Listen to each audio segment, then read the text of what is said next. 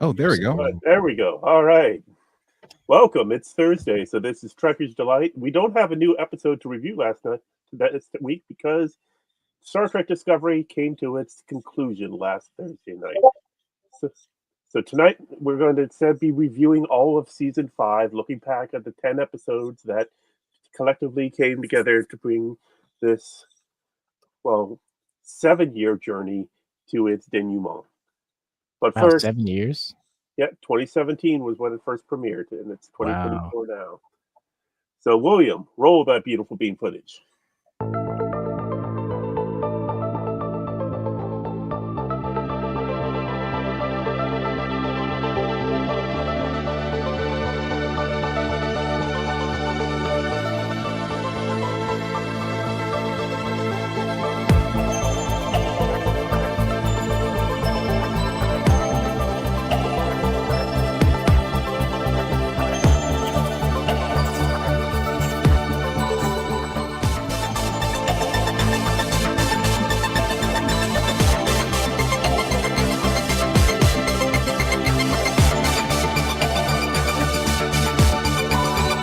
Every other vote. I mean, I just want to know what we're going to be ready. Oh, wait, we're going live. Here we are. Welcome once again to Trekker's Delight. Like, literally, my mic falls down just as we go live. Hi, everybody! Why is that person not even moving behind you? That's what you're paying attention to? On a scale of 1 to 10. Oh my god, no. Love that baseball and the teacup. Like, clearly, TNG DS9 fans. So. This was a nice touch. The moans. The most. No, everybody, this is actually one of the main screenwriters for Prodigy, so we are super excited to hear from you. And No one also, listen. I'm a little embarrassed for being as critical.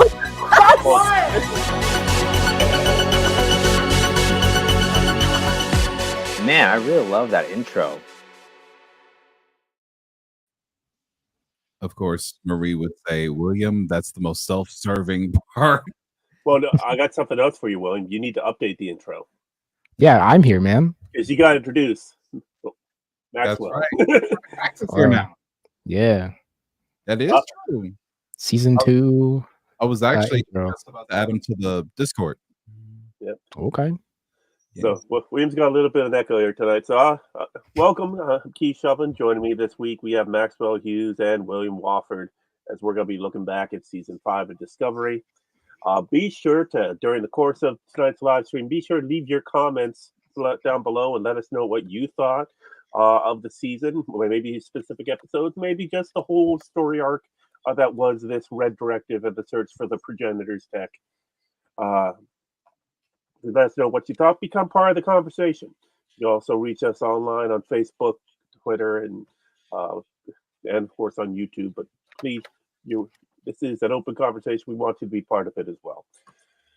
All right. So this whole thing started off on April 4th, a mere 2 months ago, with 2 episodes, Red Directive and Under the Twin Moons. In that we were introduced to one new character, Captain Rayner, and actually 2 new characters. We have Rayner, Maul, and Locke. So Rayner being, part of the good guy team, and Maul and Locke being the villains of the season. And then, of course, shortly towards the end of the first episode, we got the true story of our story arc, the search for the Progenitors tech. And they kept on saying that this season was going to be different, where it wasn't going to be universe-ending situation, except that's exactly what it ended up being again. They lied. They lied. Filthy liars. Dang it, Alex. Alex Kurtzman, why you lied to us again? All right. Maxwell, you're newest to the family here. So what are your thoughts on season 5 of Discovery?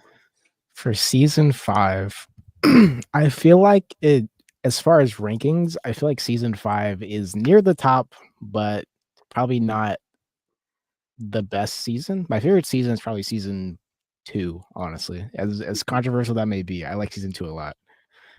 Namely the ending, but or we can get to that later. Okay.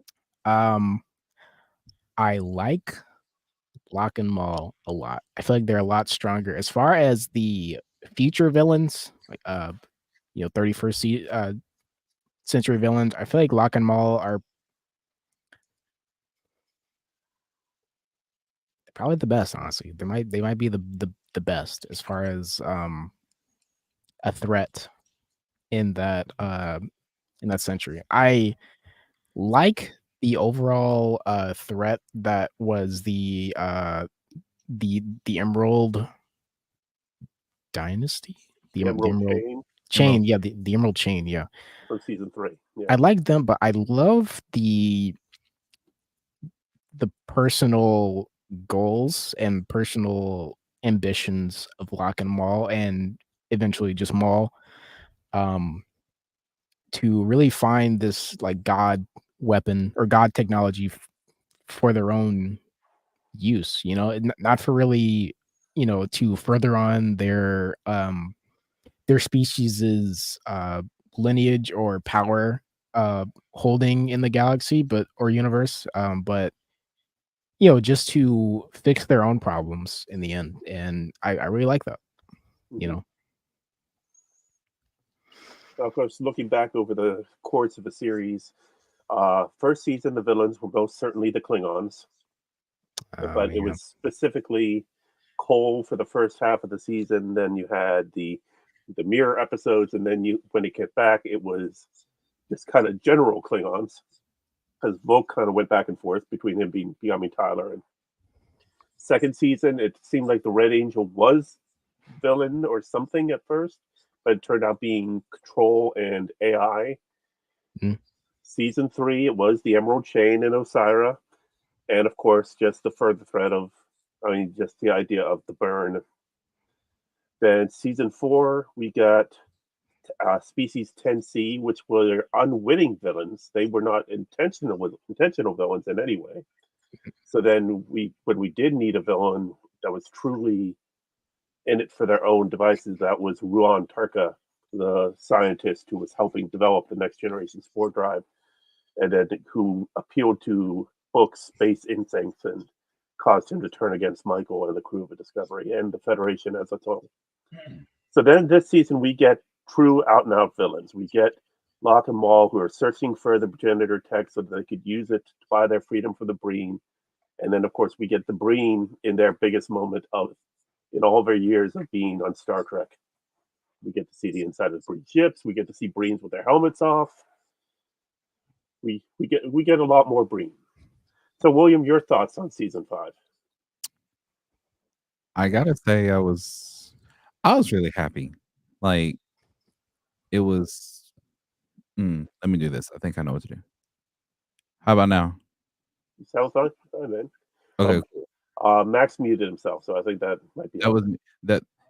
So yeah, I will mute myself when I'm not speaking. Right, and I'll do the same thing when I'm not speaking. Okay. So, okay.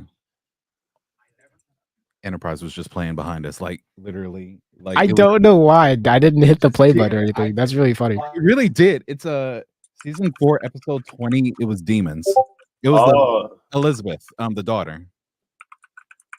Between T'Pol and it's a girl. Yeah, I thought that was a boy. Okay, so I really enjoyed it. I was kind of hoping, and throughout the last few months, my biggest thing was, I understand that this type of storyline, as Marie explained, the point of the treasure is to not to have the treasure, right? And I get that. I do. I guess I was kind of optimistically hoping for something different, but I kind of understand it now when they explained. Had they not explained the limitations of the device and that it wasn't even the progenitors to begin with, I probably would have pitched a whole fit, like saying, "Bro, what could have this device have done?" But now we know its limitations. I don't know, and the only things that we know it can do is seed life and clone life. That's what I've gotten so far. So that being said, it can't really do that much, other than what it's already intended to do already. and what it has already successfully done, which is create a diversity of species and different races.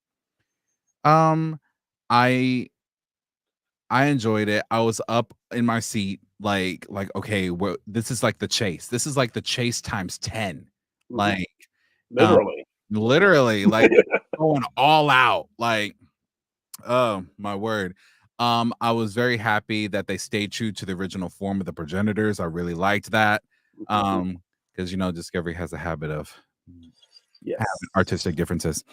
But I mean, I thought they were gonna bring back and Max doesn't know this quite yet until he reaches Deep Space Nine, but I thought they were gonna bring back the actress back, but I think she's probably so old now that Salome Jens, yes, she's I believe 96 years old. yeah, She has earned her retirement. Let her enjoy it. yeah, let's let her rest. Let's let her rest.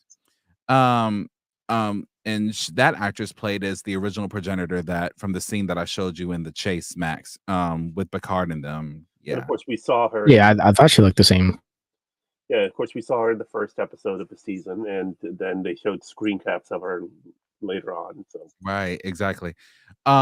So they did a lot of nods to past shows, Voyager, The Next Generation. This really is a spinoff of The Next Generation. This whole season, of the chase. This almost like Unification Part 3. Yep. I really enjoyed it. So I really enjoyed it. I really did. So I don't really have much complaints. I didn't like at the end of the final episode. I didn't drop my jaw like, what about this? I didn't have to. They addressed everything that I wanted to address, except for one thing: the Klingons. No, yeah, We had the same idea. Where are they? Where are they? They were going to be at the wedding. I thought they were going to be at the wedding. I'm thinking, okay, we're going to see, someone on the side, like just chilling, But no, have it be Michael Dorn. That's like the great grandson of Worf. They showed Michael Dorn's Worf's I guess grandfather in Undiscovered Country. It wouldn't be a bad idea to show Worf's great grandson in the future. It's like between Data and Worf, their lineage just looks the same.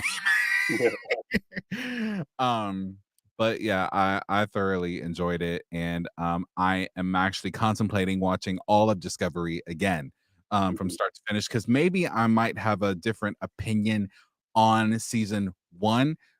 Not 2-3 episodes ago, it was the augment ones for Enterprise.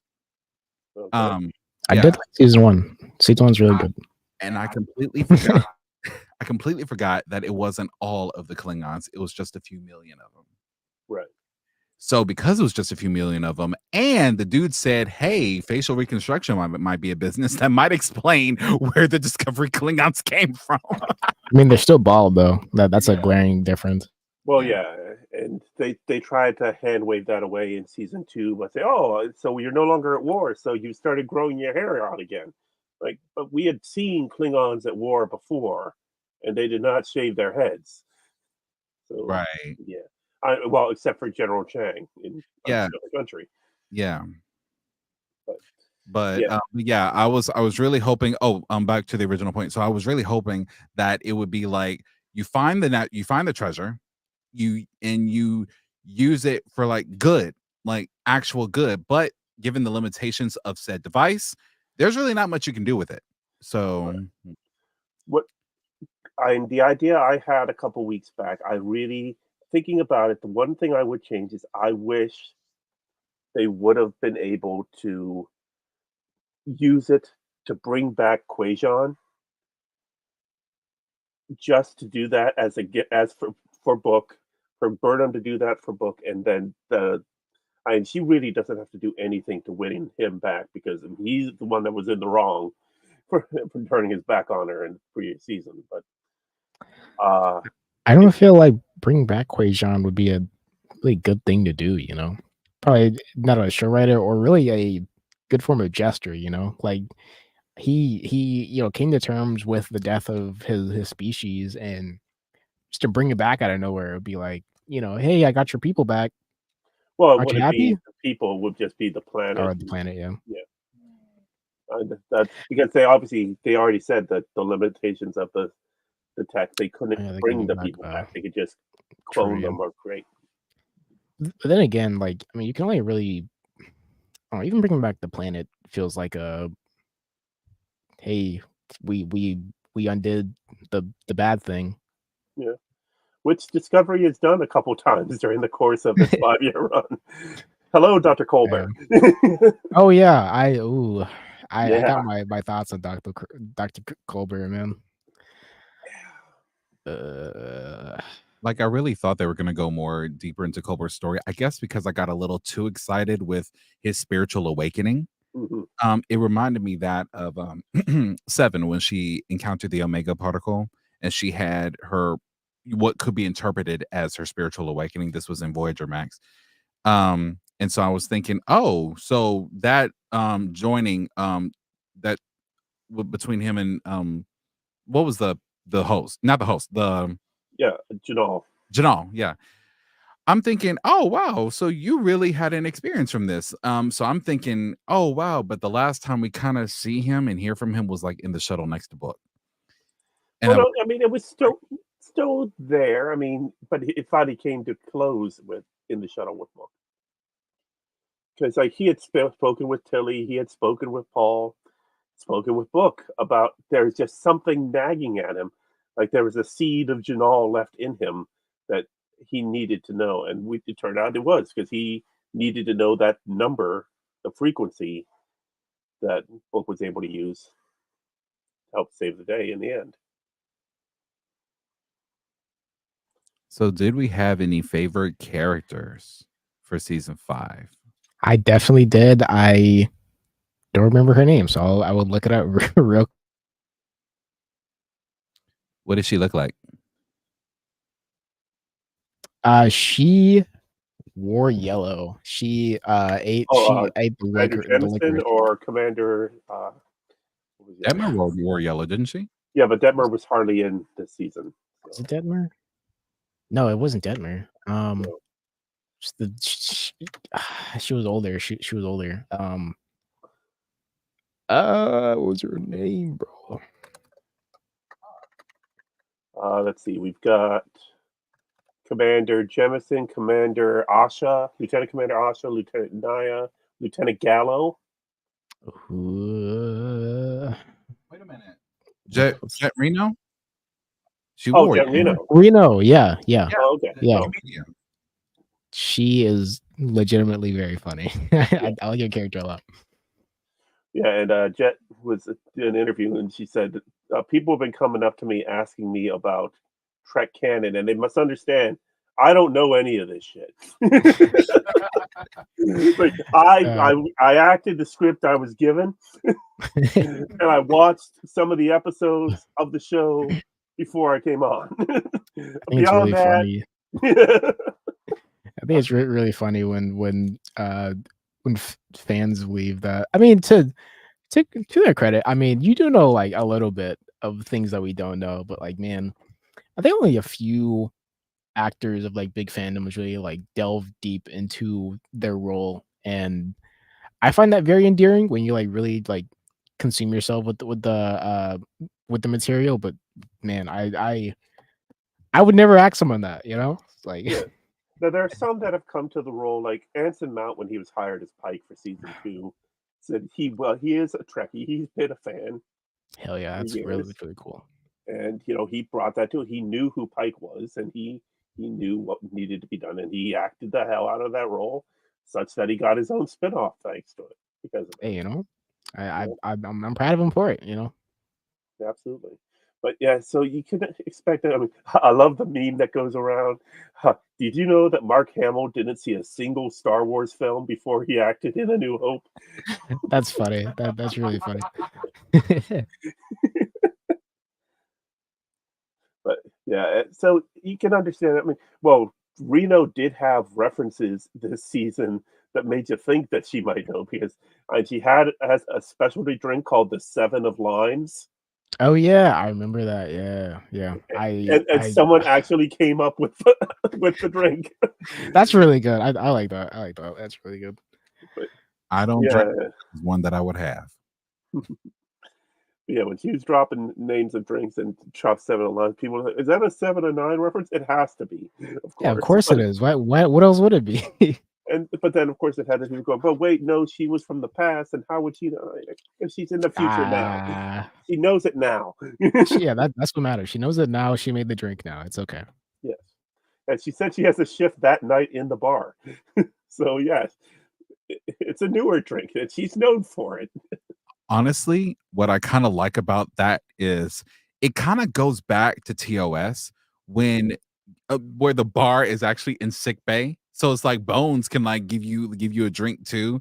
And now because at first I thought TOS was like the only show where you had like some sort of beverage inside sick bay, and now you get her character in Discovery. It's outside of sick bay, mind you, but it's still like a Starfleet officer giving you a drink. And I was like, I never really put that together until now. So I don't know if that was intentional or accidental or coincidental. We'll see. But I Yeah. guess And they created the bar as part of the retrofit in season 3. And I noticed in season 4 and season 5 that it always tended to be a Ferengi tending the bar. So that was an interesting choice that they decided to keep up that stereotype. and that a Ferengi tending bar was from Deep Space Nine Max, which they started off as trolls in the Next Generation, and then turned into I Extreme capitalists. That's what they turned them into. Oh, okay. Yes. No, when the Ferengi were conceived of, they were to be the new villain for Next Generation that would rival the Klingons' threat that was to the original series. Like the first time the Ferengi are ever mentioned is in Encounter at Farpoint, in which Captain Picard tells Groppler Null that the Ferengi ate the last people that went against them on a business deal. Oh, And from what you know of the Ferengi, no, that's not their role at all. myths. They go around. Yeah, but yeah, the Ferengi in season 1 of Next Generation versus at any of their representation in Deep Space Nine is a night and day difference. Gotcha. Okay. So did season 5 have a single episode that was just like pure exploration, or was it like, now that we know the whole arc, you see what I'm trying to ask, Keith? Like, Yeah, a pure explanation. I mean, exploration, sort of. I guess Whistle Speak was a great callback to the original series. And what did Whistle Speak do that was for? one where where Burnham and Tilly had to go down to the planet and make like they were part of the race to get out of the dust and go to the tower that was the weather control, while the ship tried to help them from above. And Yeah, that you're exploring a culture. You did have in Mirrors where they explored the spatial thing and found the Mirror Enterprise, which I'm not a big fan of it having been the Enterprise. It was them saving money on a set by just redressing the Strange New World set for an episode. I was just telling Max about the last Mirrors episode that we just watched. Was it A Mirror Darkly or something like that for Enterprise? I said this particular episode is going to be the closest thing that we will see to a modernized TOS without changing the set. Mm-hmm. Like they kept everything the same. And they kind of the last time they did that was like Relics TNG season 5. Yeah, so really they just redressed Strange New Worlds by putting stickers all over the place. And I'm just like, you know what? We can tell, but we're gonna let this one slide, okay? Yeah. Let this one slide. Yeah, because they had started to do, at least in the books and the comics, a hand wave thing. Like the Enterprise went through a refit before the 5-year mission, and they redesigned the hallways, and that's why everything looks different for the original series, because they are on the 5-year mission. And so the hallways are smaller, and the quarters are smaller, and everything. So that Enterprise was retrofitted after the Mirror episode. Yeah, I know. I mean, the way having the Mirror Enterprise kind of messes with that whole theory that the comics were trying to go with. But yeah. As far as new characters, I mean, Locke and Maul were excellent. Although Maul did get a little bit, teenage girl whiny. Agreed. Yeah, I say I like them, but like Maul is very annoying near the latter half, and I don't know. I mean, I do still like her ambition to revive Locke and everything, but like, man, her lines are not good. Like, you can definitely portray that in a better way. Can we talk about how horrible her wig was? Like, I looked at That was the a wig? Yeah, it's like, yeah. I Oh. looked at the original actress, and I'm like, girl, you should have kept what you had. um, Beautiful, beautiful lady too. Absolutely gorgeous. Like, but I guess I guess wigs are still a thing in the 32nd century. So, well, I mean, wigs are always going to be a thing. But yeah, it wasn't like she would take it off and as it being a wig for the character. It's the actress wearing a wig. I must say, like the original idea of this, I called them the Bonnie and Clyde of Star Trek. Right. They definitely had that vibe. They had that vibe. Originally, I was bored with it. I was really bored with it. I was like, "Oh, come on. This is all you got?" Like, but then we dove into their stories, into Max's point. It got deeper and you saw what they were fighting for. Yeah. And in a way, as hurt as she is in the end, I'm glad that in a sense it looked like she was in the process of letting go. Mhm. Yeah, they definitely didn't seem like I mean, obviously they were fighting to get out from under the blood thing and the Aragon. So it wasn't like Bonnie and Clyde who were just, robbing banks to rob banks and having fun while they're doing it. So but yeah, they did try to set them up at Bonnie and Clyde, but then they lost their ship very quickly because they lost it in mirrors when they entered the spatial thing. That was only 5th episode of the season. I kind of like how they did that too, because it's like we saw, or I personally haven't seen it yet. I'm still finishing season 1 slowly from TOS. So I haven't seen the Tholian episode where the Defiant disappeared. If that is an episode. That's season 3, yes, the Tholian Web. Tholian Web. Okay. So in that particular episode, it was that ship going to the mirror universe, but going to the past. This one was in the mirror universe going to the future. Like this time with the Enterprise though, but it wasn't the Tholians. It was that wormhole thing that was doing it, if that makes sense. Or maybe that Enterprise was just sitting there, but it looked like it was a little fresh. So I don't know. Well, it would look like a little fresh because they just redressed the Strange New World set. Yeah, that's true. But no, it was kind of the case of the Tholian Web, the ship just disappeared. We didn't get the answer until In a Mirror Darkly in Enterprise 40 years later. So, because even Star Trek Continues, the fan show, even tried to do their own theory of what happened to the Defiant, but they did that after Enterprise too. So, but no, they do kind of say that it was kind of came from the past, but it came from the past, not to the 32nd century, but to the 24th. Because remember, the whole key to the whole progenitor, the progenitors didn't set up this whole maze of things to find the pieces. The scientists in the 24th century did. The Romulan and Janal and the Beta Zerg, and so one of those scientists had come from the mirror universe and was on that ship, and that's where they knew where to hide. So I'm glad they made it. yeah. And if it was the 24th century, that means that was while I don't know which point of the 24th century that was, if Terrans were still slaves or not. Like it had to have been after, I guess. No, if they were running away, then I think it was before. And well, one key thing to know is not all Terrans were slaves. As if you follow the comics, they did have a quite heady mirror universe storyline that matched the Next Generation, in which Earth and and Vulcan and the surrounding area was still the Terran Empire. It's just it was being severely held back by the Klingons and Cardassian alliance. Interesting. So basically, any Terran ship that they caught would then be put into servitude and enslaved. But the Empire still existed. It wasn't completely destroyed.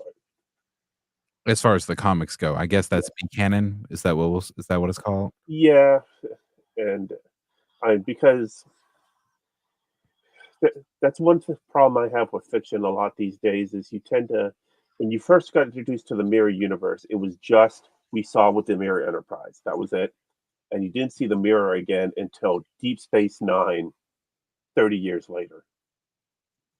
Yeah. And then it was just seeing, what Terok Nor.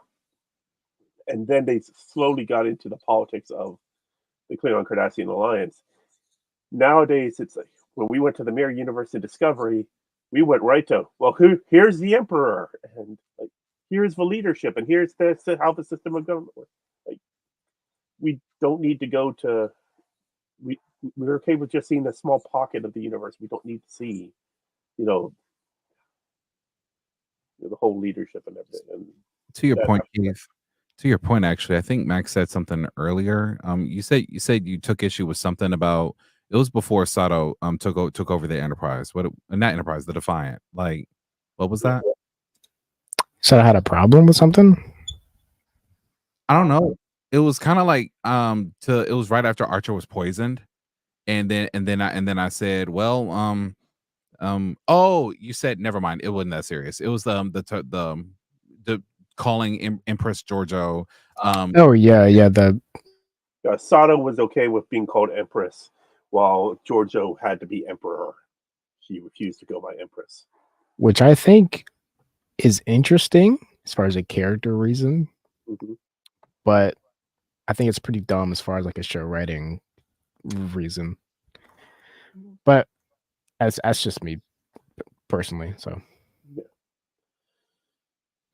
I think so did we have I think before, because I feel like the news that Keith has is finna definitely take, because it's based on the heading, I feel like it's gonna be quite the topic. Well, all the news is quite the topic, of course. But real quick, I must say my favorite episode was the surprisingly, oh god, I have a favorite moment and a favorite episode and a favorite line. So favorite moment was when they took the Discovery and the other ship and they put it in the dirt to stop the sandstorm or the mudslide or whatever. The avalanche, in Red Directive. Yeah. So that was pretty dope. My favorite lines surprisingly came from the first officer. What was his name? Raynor. Raynor. Hated how much I loved him. Hated how much I loved him. Because I was like, bro, who are you? Why are you on this ship? I don't care if you do have pointed ears. Like, you remind me of someone from my hometown. Like, and and I don't like that. And I really don't like that. And we worked really hard to get here. Like, but even his sayings, and I hated that his sayings were so accurate. They were Southern and they were right. And boiled cake, don't knock it till you try it. Right.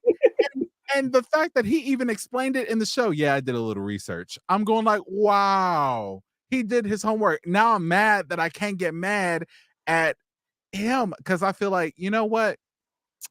He's got to be, other than the development of Michael's character, even towards the end, he's my favorite addition. Yeah. He's my favorite addition. Callum Keith Rennie did a fantastic job with the part.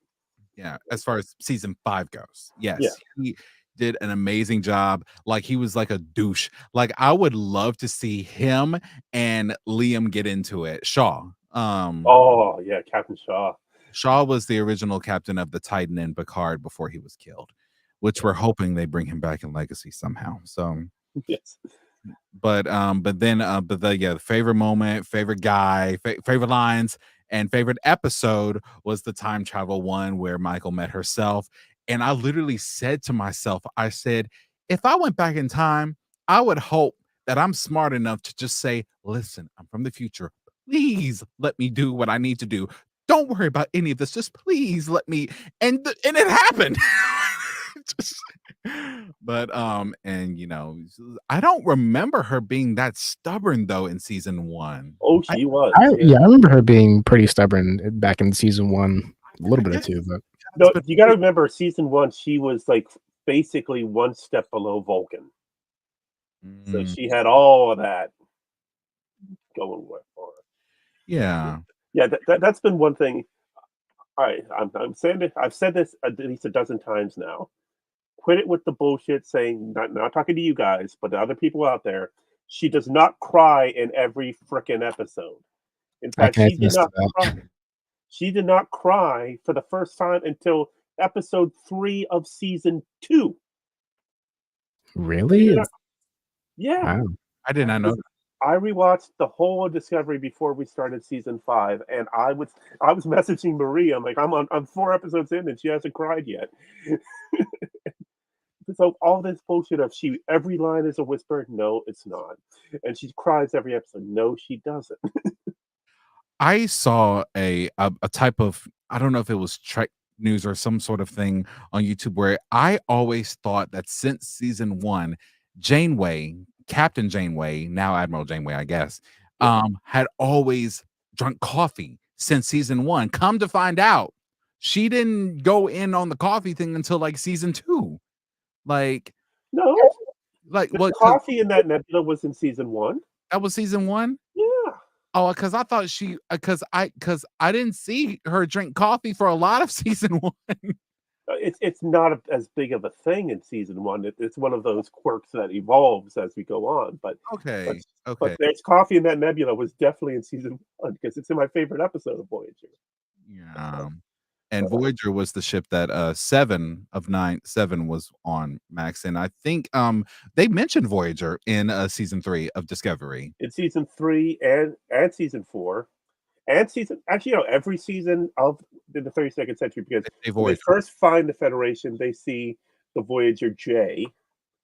Then in season 4, you had Voyager was the ship that was being set up with the new spore drive, and Burnham was being considered to captain the Voyager. And then we had in this season, we found out that Nilsson had been reassigned to the Voyager. So that's how you explain Sarah Middich not being on the show this year. They had her reassigned. Just a mathematical question, so I can so we can see where, because Max's name, Enterprise Z Captain, it's actually kind of perfect. What generation would the Enterprise be now? I actually saw someone that I was actually trying to parse that out, because we found out in Enterprise season 3 that it's the Enterprise J in the 26th century, and we are now at the Enterprise G at the beginning of the 25th century at the end of Picard. So GHIJ, only 4 going. Now the A was out of commission for all of like 2 months before the B was commissioned. The Star Trek 6 and Star Trek Generations only have like a couple months between them. That's the opening section of Generations. Then we don't know exactly when the B was retired, and when the C was commissioned, but we know the C was destroyed in 2344, and yet the D wasn't commissioned until 2363. 19 years later. Then the D gets destroyed in Generations. Then at First Contact, the E has now been in service for over a year. And there was a brief period where everyone was basically on shore leave, because that's how Worf was able to go to Deep Space Nine. Then we find out in Picard season 3, just in the line of dialogue, that the Enterprise E was destroyed somehow, which of course we believe it was the Prodigy season 1 finale, and something called the Monfet incident. And then we had the F was commissioned, and then the F is being retired at the end of Picard season 3 because of some sort of cascading system failure. And so now we got the G in the 25th century, the J in the 26th. So being that we are now 32nd century, 600 years beyond the 26th century, and if you figure 4 a year, that's what 6 times 4 is 24. We're into double B or double A. Oh God. Okay. The Enterprise AC or Let me get this right. So let me get this right. During the time of the burn, Max was the captain of the Enterprise. Like, is that what I'm hearing? at the time. Absolutely. Yeah. Okay. I hope you're all right, man. I hope you're alive. I hope. And judging by the fact that they do film in Canada, they probably call it the Enterprise Z. True. Yeah. I'm alive somehow, but I am alive. That's all you need to know. Yeah. Your crew's dead, but you're alive. Exactly. Yeah. Yeah. I didn't go down with my ship. Don't worry about me.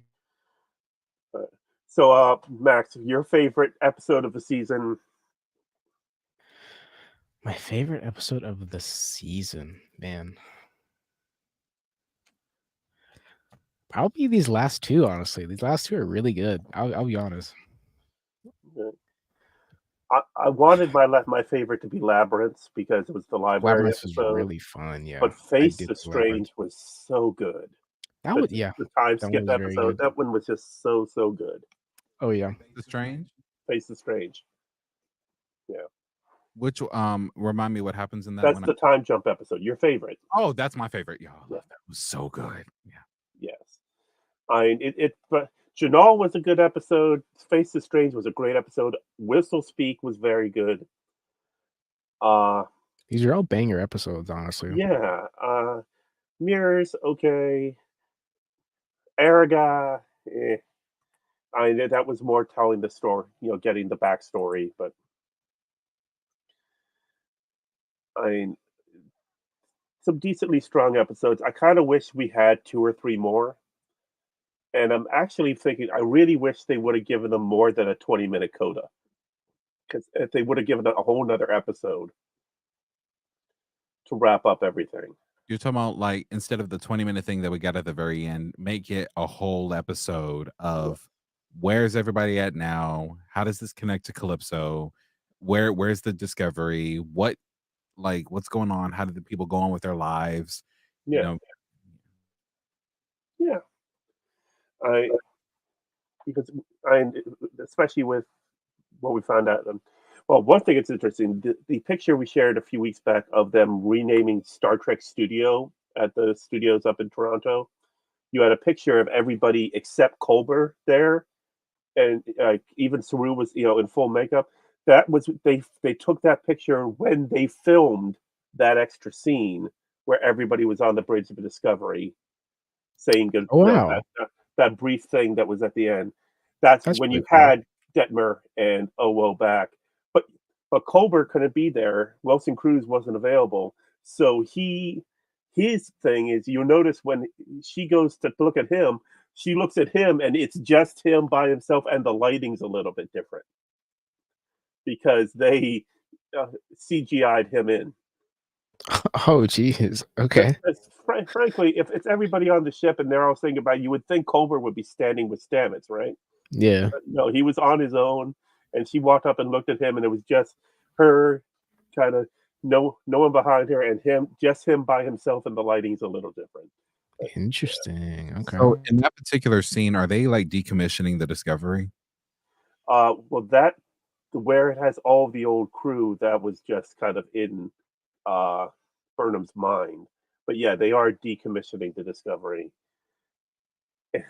And of course, in order to make it match with Calypso, that meant they had to detech, return it all back to 22nd century tech instead of 32nd century. Which, in a way, I kind of like how open-ended that is now.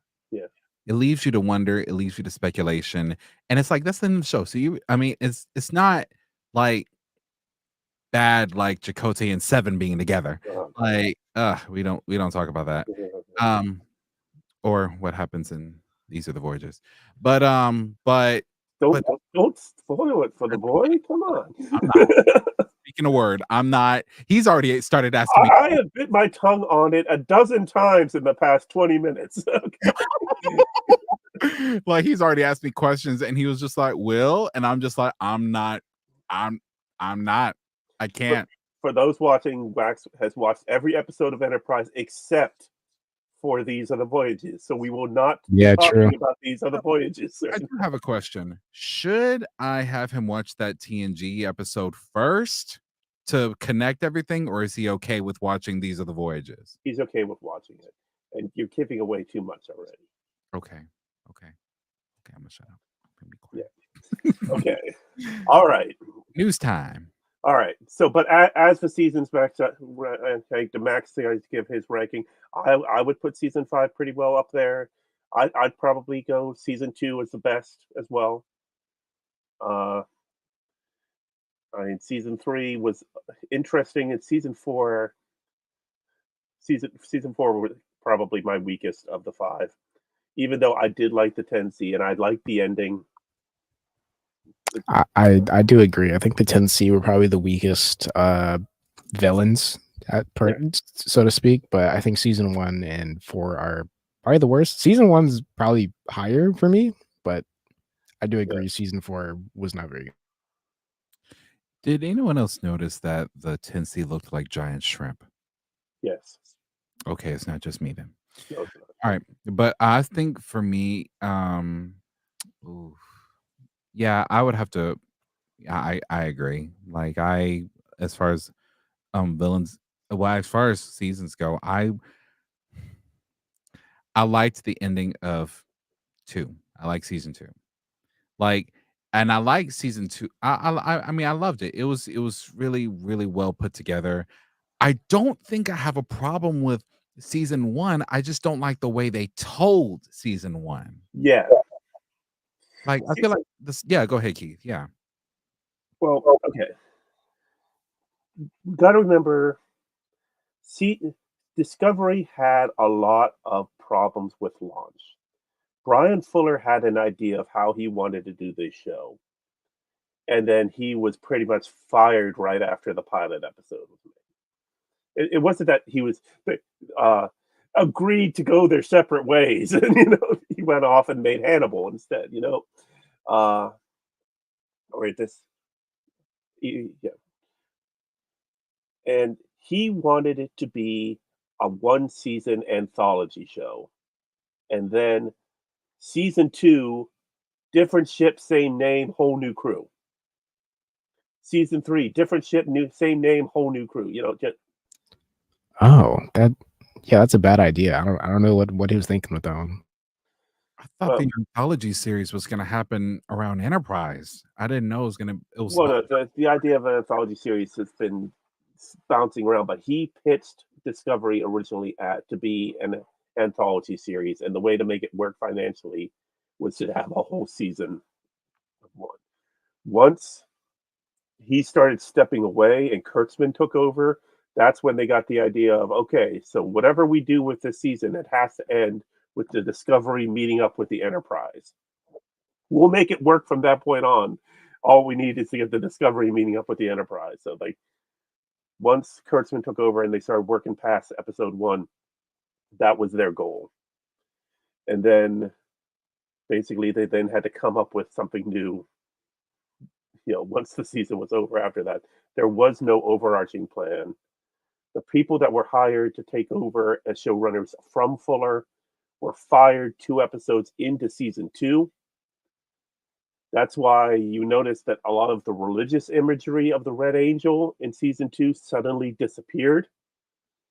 They suddenly stopped talking a lot of the spiritual stuff. Right. And then, Kurtzman and Michelle Paradise took over from there, and they've been running it ever since. So yeah, for season 1, I think they tried to do too much. Season 2, they struck the right balance. Season 3, they fumbled the ending. as William has screamed about, almost as loud as a Kelpian child. And they knew not to bring him back up again. They knew not to bring, because I would have been screaming it all over again. And I dare, I will go toe to toe with anyone, because I've lost my mother too, like right there, right in front of me. And I don't care. I am not going to use that as the sole reason to crumble entire. And here's the thing: it wasn't even just the Federation; it was the other species in different parts of the quadrant. Like, that's probably what happened to the Klingons. I'm willing to take that explanation. That's why we didn't see them, because they don't even know we found a new dilithium planet. Yeah, well, we know from Star Trek IV: The Voyage Home that the Klingons do use dilithium crystals. So, yeah, this could have been really detrimental to the Klingons, and that's why we don't see them anymore.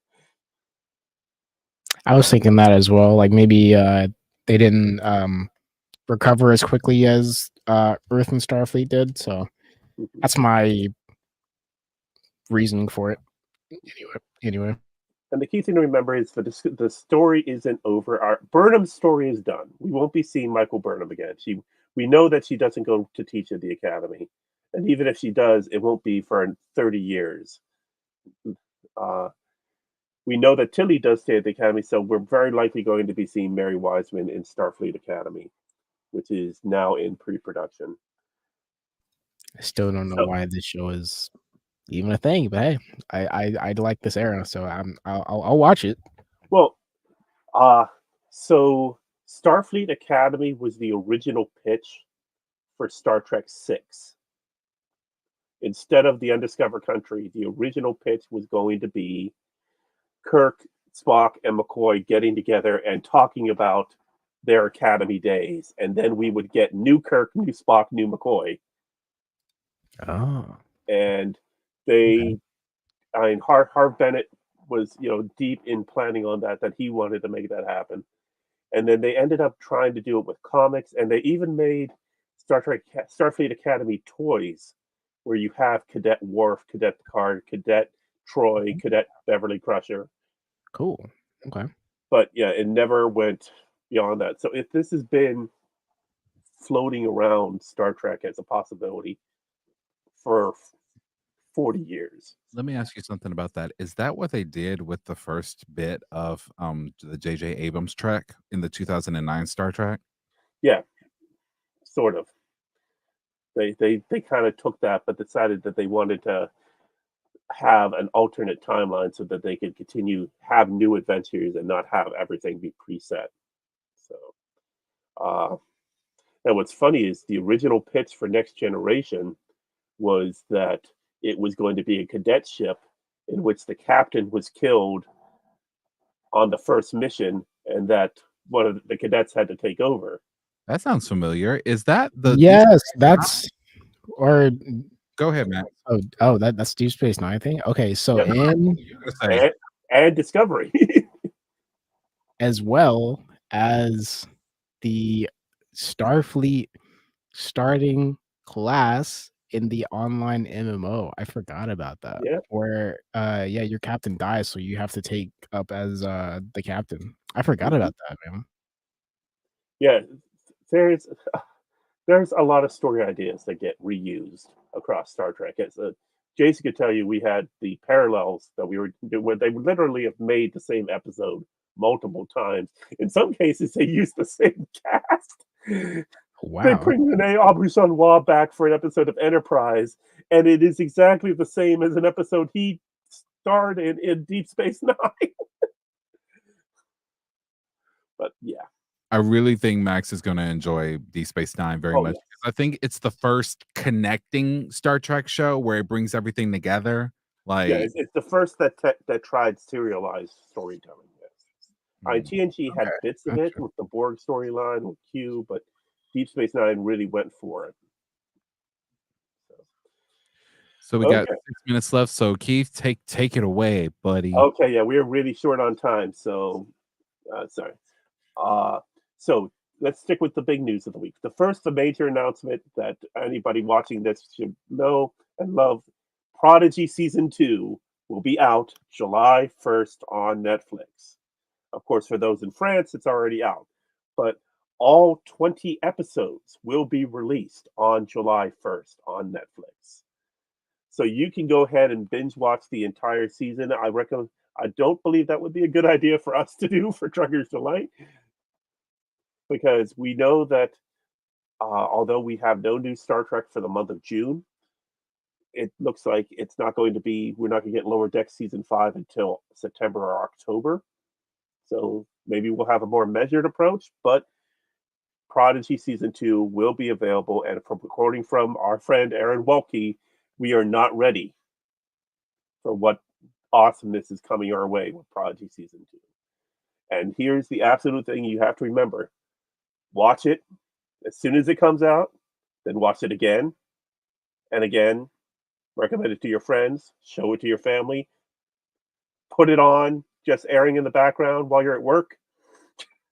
Because if we want season 3, Netflix's numbers have to go through the roof for people watching Prodigy season 1 and 2. We got to tell the whole friend group, Max. Yeah. Absolutely. Everyone's watching those. We love season 1, and we know the Hageman brothers have a 5-year plan for this. So let's see them get season 3. So that means once it comes out July 1st, be ready to watch and watch again and again, which we already do with every other Star Trek show. So why not do it with Prodigy? All right. The other big news is we have a deal. Skydance will be merging with Paramount. Officially, their Skydance and a couple other financiers will be purchasing Sherry Redstone's shares of what's called National Entertainment, which is her group that owns the bulk of the shares of Paramount Global. But they will come together. Currently, there is the 3 executive CEO that's running Paramount. They will all be stepping down. And the deal has been slowly trickling out over the past week. I said it last Thursday that the big news is going to drop tomorrow, and we did have big news that dropped last Friday. So they presented a plan this past Tuesday at the company's annual shareholder meeting. Lays out the future of the company. They are starting job cuts. They have streaming plans and trying to work out the deal of bringing this company together. What this means for the future of Star Trek, we don't know. Skydance was instrumental in the making of the Kelvin movies. And their owner, Ellison,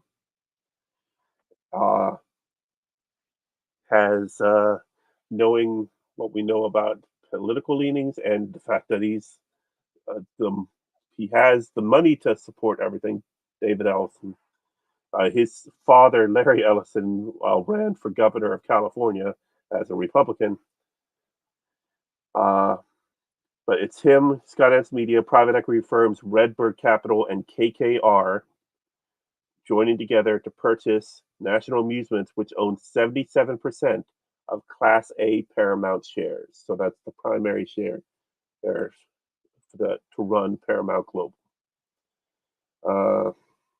They did have a 30-day exclusive negotiating deal that kind of came and went without a deal moving through. There was attempts by Sony and what was the other one? One other company that tried to purchase. But what those plans fell apart on was they were planning to buy Paramount Global and strip it for parts. Take out Paramount Plus, sell Showtime to these people, sell Star Trek to these people, sell Nickelodeon to these people. Like they were going to take the company and divide it up into pieces and sell parts to here and there. So Paramount has a future. What that means for Star Trek, we don't know. We can be pretty certain that the plan, like I've said previous weeks, the Star Trek year-round is unlikely. Now, Jonathan Frakes did an interview with IndieWire that was released today, in which he was asked, and no, he will not be casting William Waffle. No, I'm joking. Hey! Oh my God! You know what? That's fine because I was a nervous wreck when he saw me. And when I tell you he had to calm my ass down, I've met bigger A-list celebrities than him, and that I was calm, cool as a cucumber. But with him, I was like a 5-year-old child getting his first lollipop. Like it was just ha ha ha ha ha, and he literally said, "Just breathe, William." And I said, "You said my name." Well, he did give an interview, and he did say, for those that are worried that Legacy is not going to happen, hold out hope.